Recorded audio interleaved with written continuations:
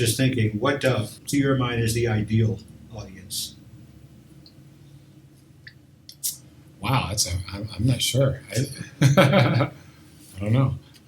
I just like people that enjoy it, that are attentive and enjoy it. I don't know. Yeah, we're still figuring it out. That's a good question. That's fair.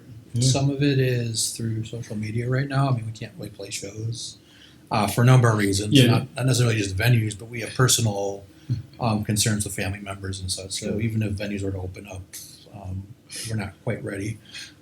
Yeah, that's a good point. Yeah. For COVID time, it's like any audience is a good audience. So I mean, but the audience that we've been growing online, and we've spent a good amount of time and resources on that in the last year with kind of advertising and videos.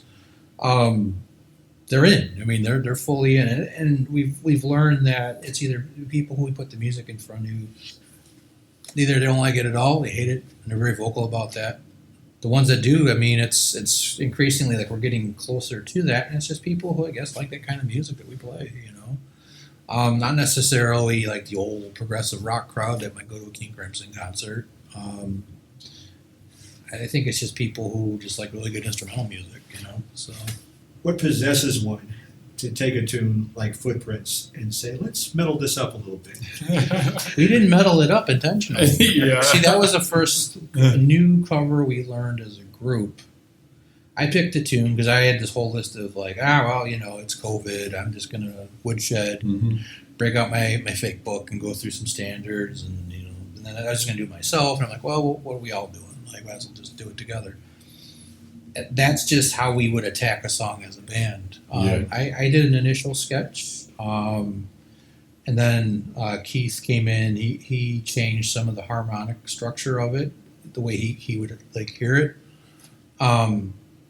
So he puts his stamp on it, and I think the metal it up part is just intuitive. And then Mike's drums really kind of added a completely different flavor, and we weren't even didn't know what to expect from him. He was a surprise. And then we did the drums last. Right. So, and then us being all remote, there was no much back and forth. It was like, hey, just put something over this.